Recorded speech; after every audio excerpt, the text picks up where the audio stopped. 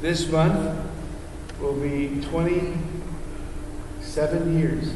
Almost went 28, but I'm getting ahead of myself. 27 years that this lady has been my wife. And for this month will be 25 years that she's been a mother. And I'll tell you a story. When she was pregnant with Jacqueline, and I knew it was going to be,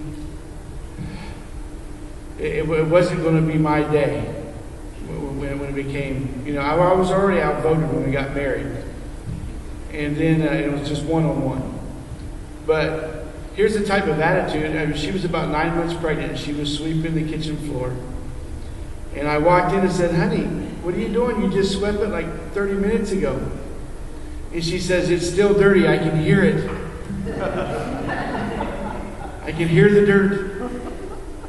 And so that nesting instinct began to come in. But I want to tell you what, that she has built an incredible nest for me and my family. And she wanted to share with you today. She actually came to me and said, Can I bring the message?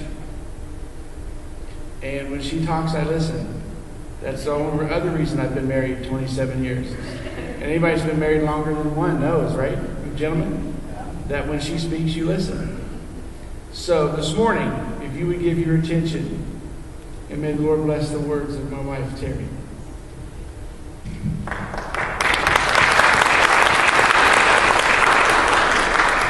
So, Robert, do we have me loud enough? I know one of the things that a couple of times that I've spoken, there are some very, very sweet people in our church who will say, "Dear, I'm sure it was wonderful, but I didn't hear a word you said."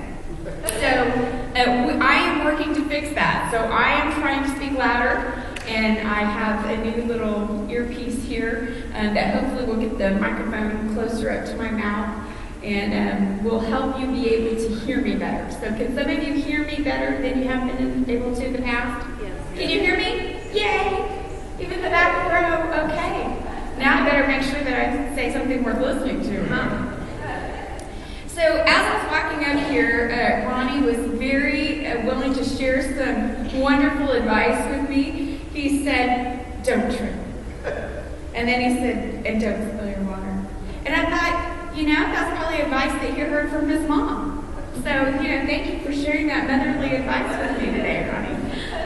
So the story that I thought Sean was going to share when he started talking about me being pregnant with our first child is actually not in my notes, but the one I thought he was going to share and tell on me, which now I'm telling myself, is that when I was pregnant with Jacqueline, we were graduated from college and pastoring our first church and had been for several years. I have always looked younger than what I actually am. And so this was no exception. And so I was working in a clothing store in the mall. And I worked in a store that was it was a more expensive store, kind of high end. And we had clients rather than customers, so we had some regulars that would come in. And these two older women came in, and they were looking at my stomach and whispering about me. Well, they were hard of hearing, so they were whispering very loudly about me. And talking about this poor little girl that got herself pregnant. But I was quick to assure them that it was okay because it was my pastor's baby. They did not laugh. In fact, they were quite horrified. So I very quickly said, well, I am married to him. And then they kind of laughed, but we're still a bit more horrified now, thinking that there was some church under my care. That taught me that sometimes motherhood, you have to approach it all with humor, life in general, but motherhood, that was that beginning taste of taking everything with a grain of salt. My floor manager at the time came up to me very quickly afterwards and said, "That was hilarious, but please don't ever do it again." So I had to stop saying that. Today, as we celebrate Mother's Day, we take time to remember the dozens, hundreds, should I say, ways that moms impact our lives. They've encouraged us, cared for us, disciplined us. over the years and have loved us, all in an effort to shape us into human beings fit for society, in the hopes that we'll become worthy of the name that they've bestowed on us, not embarrassing God, not embarrassing our families, not embarrassing ourselves, and not embarrassing them, not always necessarily in that order. But moms can be biological moms, give birth to a baby and now you're a mom. They can be emotional moms. They can be spiritual moms. There are lots of different ways that you become a mother to a child.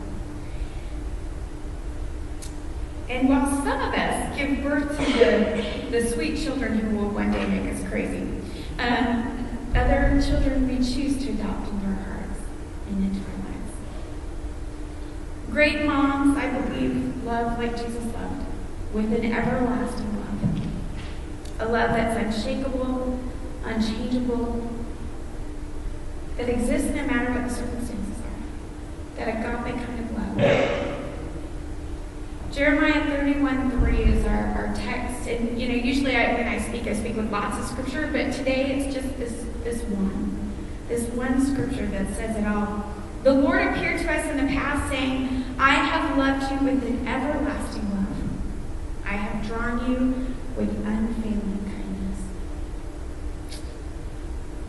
I know he's talking about all of us, but I think there's a special place in that scripture for moms. That everlasting, unfailing love and kindness.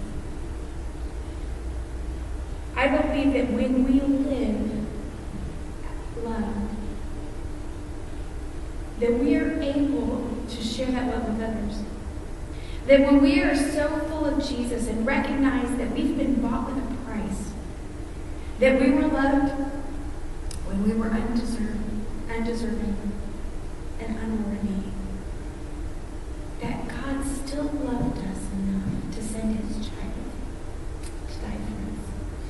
When we recognize that and live as if we are loved, we are able to better love others. That we can be so full of Jesus' love that it can't help but spill over into the lives of those around us. I think that's what makes us great moms. It's that loving like Jesus. That incredible love for all of our children without partiality and without exception. Unshakable, unchanging, that everlasting love. There is a poem that was written in 1865 by William Ross Wallace. He was praising motherhood as a preeminent force of change. And I will tell you, as I've worked with mission organizations around the world and different ministries, that really change does happen, and change starts in the hearts of moms. So you want to change a nation, change the hearts of moms. They are the ones who are hoping for a better future for their children. They're looking for something more. They're seeing the struggle and remembering the struggle they had, and they want something better for their children. Change starts in the hearts of mothers. That's where hope is there. If you want to change a nation, change the hearts of moms. They're the ones who raise the standards of education, healthcare, domestic wellness. All around the world, this is true. Hope starts in the hearts of mothers. Well, William Wallace's well-known and often quoted refrain of his poem, most of us don't know the whole poem, and you may not even know his name, but the poem says, "The hand that rocks the cradle rules the world."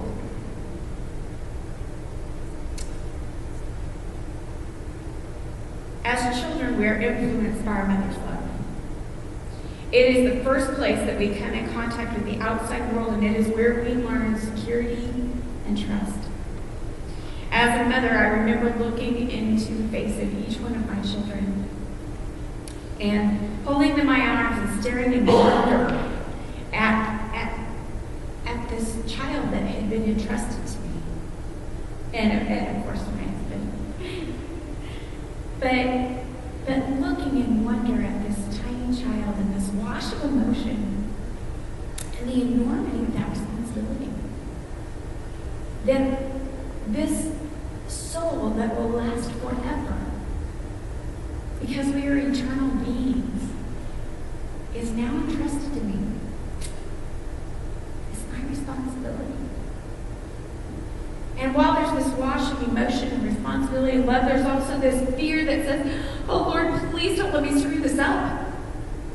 Don't let me make mistakes with my children. But we do, don't we? It's where God's grace comes in. So no offense to Mr. Wallace and his beautiful poetic tribute to mothers, but rocking the cradle is sometimes the easy part. That's when they're sleeping and they're sweet and they're quiet. But then there are those long sleepless nights. The colic, the crayon drawings that mysteriously appear in different places around your home that no one can lay claim to. There was a joke in our house for a while that our children's names were really not me, who me, and she did it. Because that was kind of the response when I would say, who did this? Not me. Who me? She did it. And it kind of went down the line that way every time something happened in our home. But there's this, these crayon drawings, and then there's the insurmountable laundry that just kind of fills up your home and you're not sure where it came from. I've told you before, laundry is my nemesis. And then there are those projects, those last-minute projects, or the request for baking. Oh, by the way, Mom, I said I would bring cupcakes tomorrow for me and 3,000 of my closest friends. It wasn't 3,000, but, at 10 o'clock at night it feels that way. All of those things that we get to do as mothers and get to be a part of. Again, no offense to Mr. Wallace, but there wasn't much time left over for world ruling. I never felt like I was ruling the world. I felt like I was surviving and struggling. And I have to admit, I had it easy. I did not have to raise my children when they were younger in the light of Facebook and Pinterest. I didn't have to measure my success by these beautiful pictures of these elaborate parties and all these amazing tricks and things that everyone else was doing. And I still struggle at times with feeling like, am I doing enough? Am I doing the right things?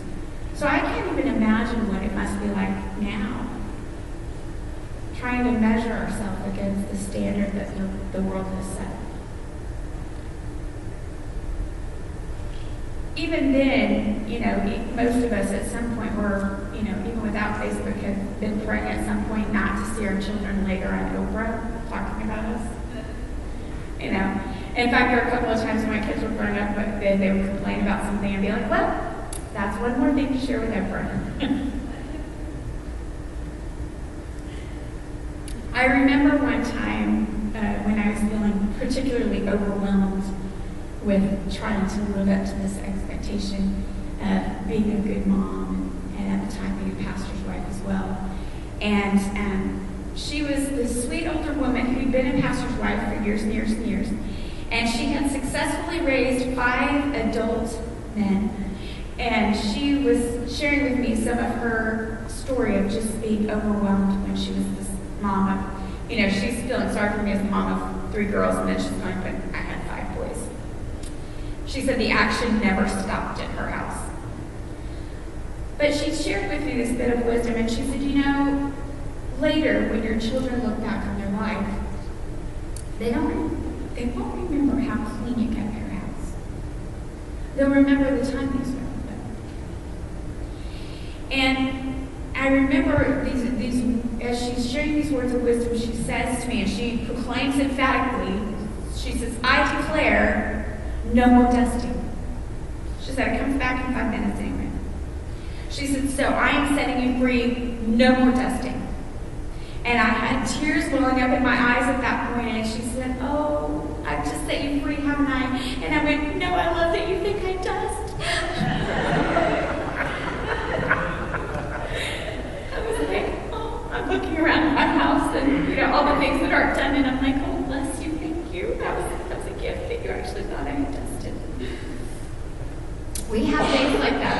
don't we?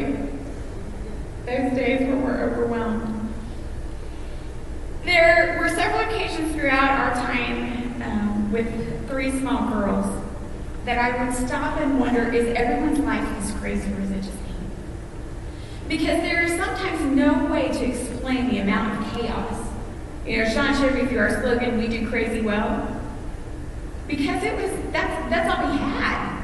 So we had to become good at it. But I just remember there were times when other moms would share some crazy story or some horrific story, something that happened in their home. And I would sit there in relief, going, it's not just me. It's not just me.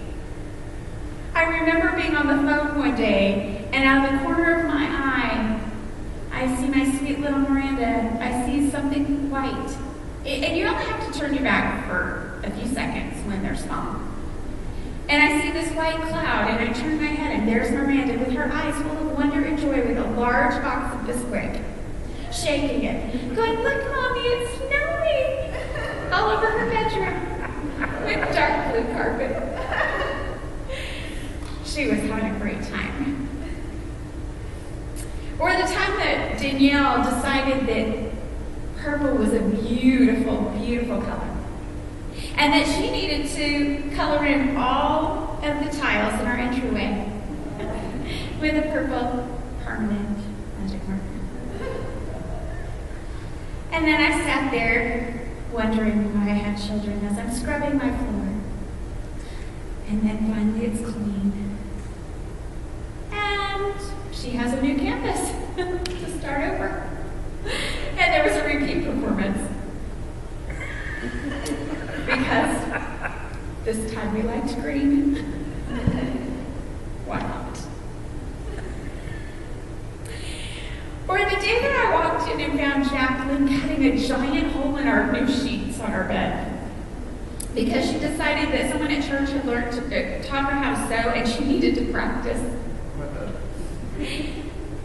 And she didn't cut a straight line, she cut a circle. I'm not exactly sure how you sew a circle, but I'm sure she had the best of intentions with that project. I also remember the time that Miranda decided to paint our new computer with toothpaste. The whole monitor and the entire keyboard. Now, it didn't run the computer, but every time you typed from there on after, you could smell this minty freshness. Now, having talked to the mothers of boys, I'm very thankful that it was toothpaste. So we'll just leave it at that. I realize now it could have been much worse.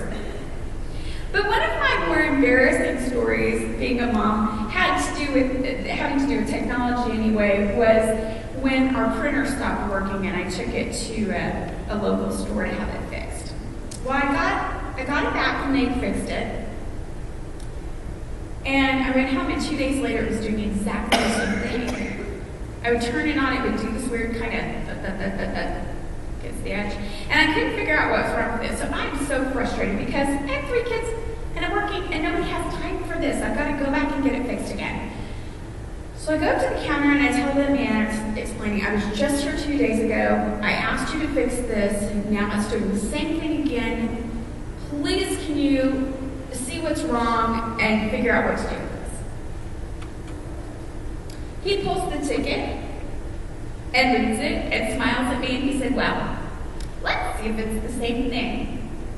And then he picks up the printer and tips it upside down. And dozens of pennies fall out of it. Because my children had decided that it made a great piggy bank.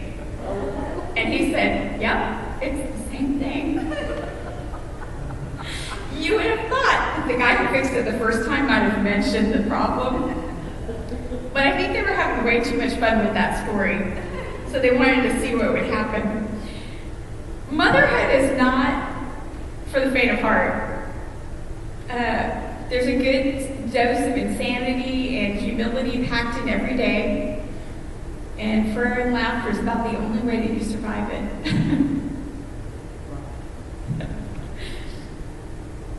As mothers, We have a responsibility for these little lives, and we have the responsibility of modeling for them Jesus. We're going to model something for them. They see everything, even the things we really wish they didn't. Those of you who are mothers, or those of you who have mothers, have you ever wondered about this amazing gift of mothers to read minds? Well, here's the secret. You make the same facial expressions we do. So even before you could talk, when you would make that certain face, we knew what you were thinking, because we knew what we were thinking when we made that face. That's why you got in trouble a lot for the faces you made. And you're thinking, what? I didn't say anything. Well, we knew, because we knew what faces we made. That magical gift of knowing what your child is thinking.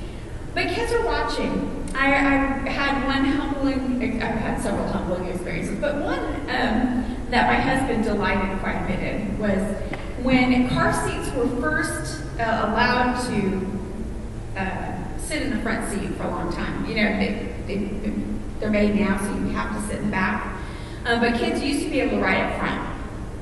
And so Jackie and I would take days and we'd kind of go and have an adventure when she was little, and she would sit up front when she was about 2. And she would sit in the car seat next to me as we drove around town.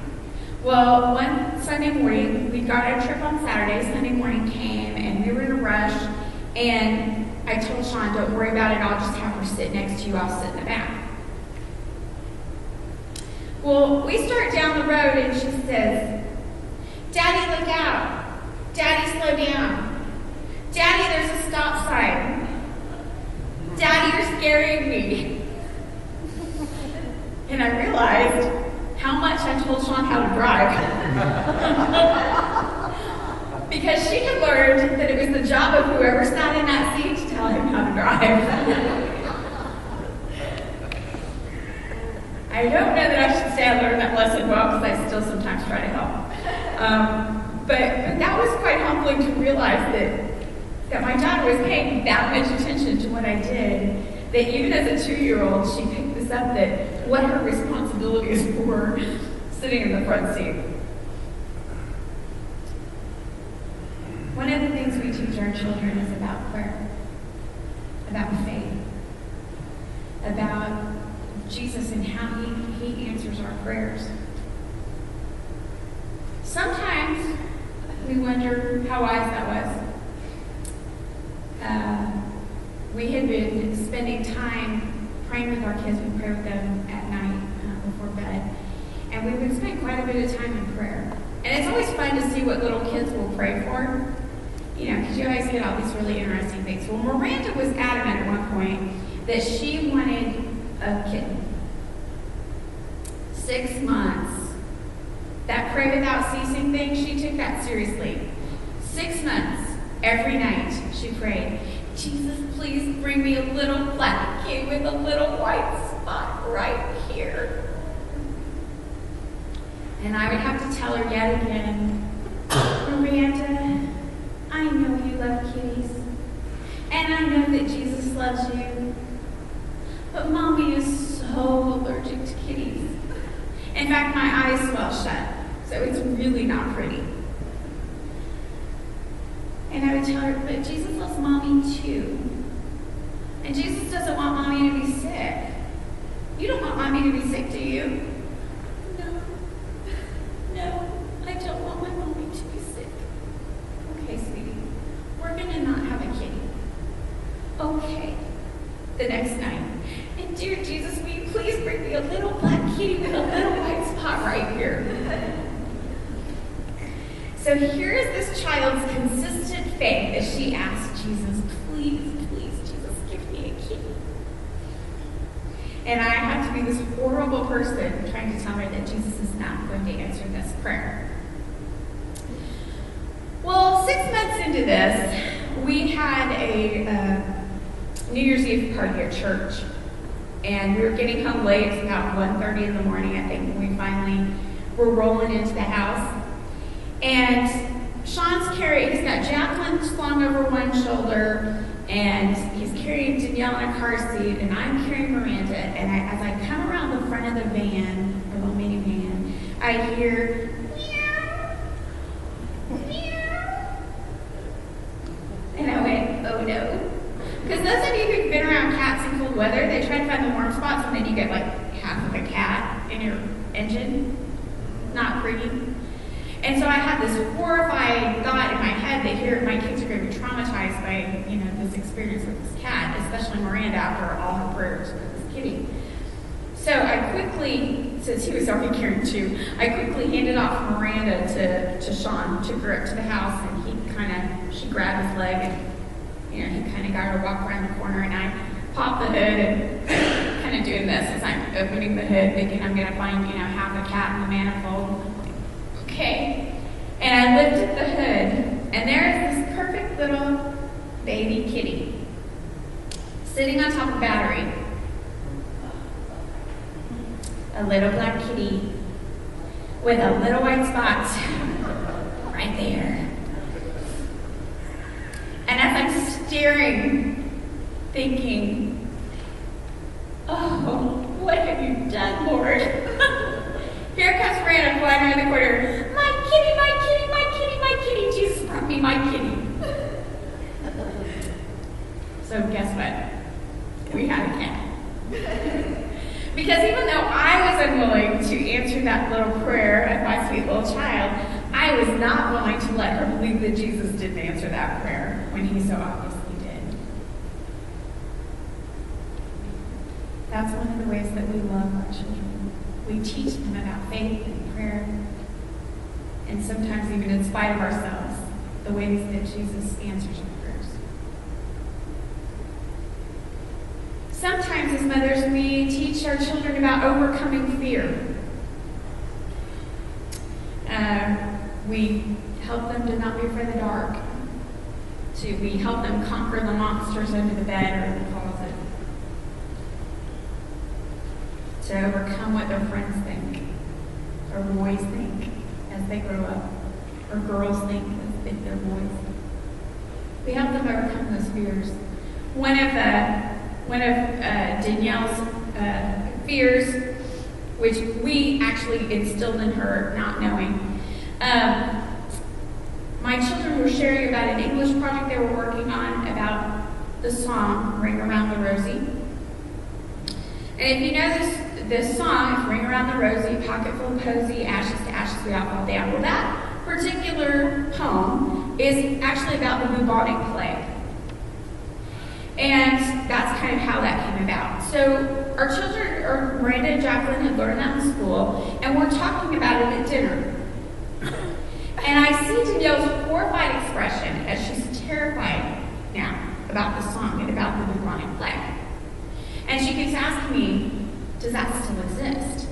Can you still get that? And I said, well, I guess, yes, but not really. Mostly it's been dealt with. We know what causes it. People don't get it anymore. She says, but you could. You could get the bubonic plague. Now, how many of you have had this fear in a child that they're terrified of getting the bubonic plague?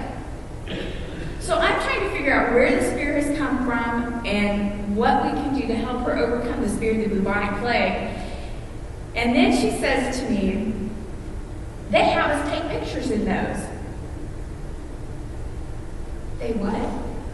They have us take pictures in those, Mom. Don't they know about the bubonic plague? Wait, what? The bubonic plague. She thought that you would get the plague and die from sitting in bluebonnets. Well, for a child in Texas, that's pretty horrifying. You think about all the dozens of pictures you've seen of kids in bluebonnets, and she was just sure that we were going to get that. She was going to get that plague from sitting in bluebonnets. As moms, and I realize this is not deeply spiritual, so forgive me. I just wanted to share just a little bit of the fun of being moms. I know all of you have your own stories of craziness and fun and things that you laugh about at home. But I just wanted to share some of these fun stories with you from our family. Keeping promises is a big one, always. Probably one of my worst moments of parenting is when I lied without really realizing it. But Danielle had stage fright and was scared. She had to recite some scripture for school. And she was terrified of being in front of people. And I told her, just do it this once, and then you'll never have to do it again. Just get through it. Just get up there and don't think about the people. Just say what you need to say and be done. And she did. And then she came home, and I said, well, how did it go? And I'm so excited for her, and she burst into tears and says, Mama, you lied. I'm like, what do you mean? She said, you lied. You said I would never have to do this again. Well, what I didn't know is it was actually a competition, and she won. Which meant she had to go on to the finals and say it again. So sometimes, even with the best of intentions, we don't fare so well as parents. When raising our children, there are so many things that we hope for them, that we want for them. There are these milestones along the way. We got to celebrate a fun one with Miranda yesterday as she graduated from SMU. But there are all of these things and not a lot of instruction. We do have the Bible and we read the Bible faithfully. We pray for our children. But there are so many unknowns that the only recourse we have is to pray and trust and believe in the best for our children. Anyone who's working on a project will tell you it's good to start with the end in mind. And I'm sure all of us started with those little bitty babies with this vision of who they would become. And we worked to try to help them get there. But life never is quite what we planned, because we have a Jesus, a Heavenly Father, who makes those plans. It says the plans in a man's heart are many, but God directs our steps. So as moms, the best thing we can do for our children is pray that they know Jesus and can follow Him, so that when life gets hard, He will lead them through it, and they will follow. My children have had the privilege of growing up in a Christian home. They accepted Jesus at a very young age, 3, 4, and 5, respectively, were the times that they asked Jesus into their heart.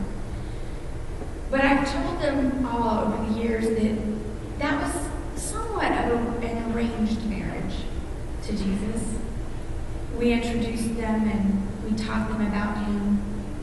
But our goal for them and our hope for them is that they would fall in love with Jesus on their own. That they would come to know and love Him and follow Him as we had.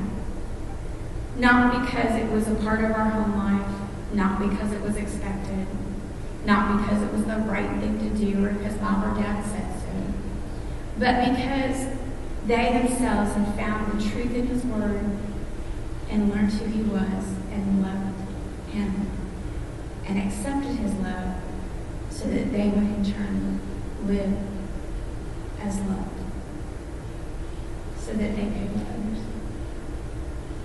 Again, the love that we give away is the love that grows. Love is the only thing that we have that when we give it away, it increases. The more we use it, the more we give it. It doesn't empty out, it doesn't go away, we don't run out. It grows. We are loved, and we have been loved by Heavenly Father, and also for most of us, by an earthly mom who gave us life, who gave us encouragement, who taught us good and bad, how to live and how to love others. One of the most important things that moms do for their children is that. The last one I want to talk about is just bearing witness to their lives.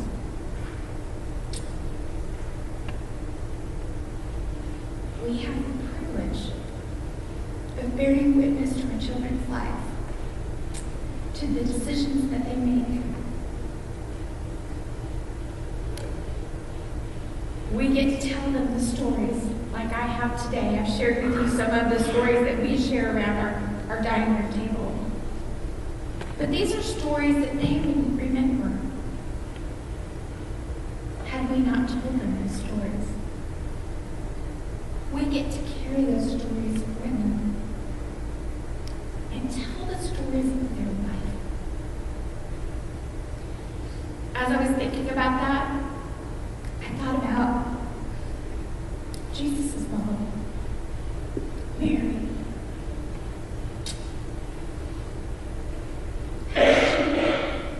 Had this child born to her, a gift from God, and then she bore witness to his life and God's grace in his life. She was there the first time he performed a miracle. In fact, she was the one that asked it of him. She asked him to turn the water into wine at a wedding, his first miracle. She was there walking beside him with the disciples. She was there ministering to the other women around him. She was there at the cross.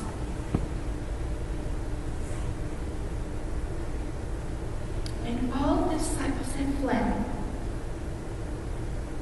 And everyone else was gone. His mother remained. Stayed. And still believed. And still hoped. That God still had the best of plans for her son. Even in his death.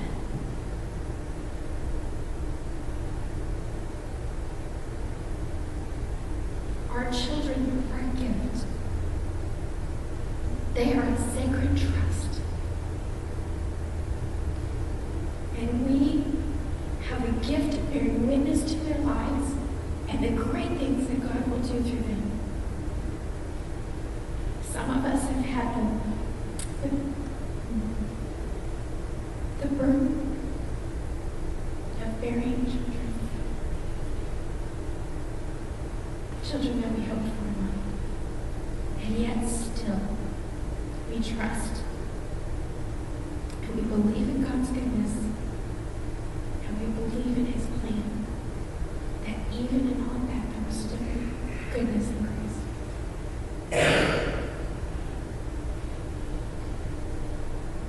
Let's go ahead and pray together. Dear Heavenly Father, I thank you so much for moms. Father, I thank you for the example that you set from the scripture for us of some great moms. The moms of Timothy, the mom of Moses, the mom of Jesus. The moms who have born children who've made a difference in this world. Moms who have introduced their children to you and instilled in them the hope of a future that you have for them and that you've called them to. The women who bear witness. The women who have not born physical children but have still taken children into their hearts. All of those who are called mom. All of those who have chosen to live as if they are loved and to love others with that same everlasting love. Father, I thank you personally for the privilege of being a mom. I thank you for my beautiful children and the hope and future that I see for them. Father, I thank you for the mothers here. I thank you for my own mother that encourages me and lifts me up. But I thank you for my adopted moms here, the ones that care for me and pray for me and encourage me when I need it. Father, thank you that you in your foresight gave us moms. Because sometimes you just need them. We love you today, Father.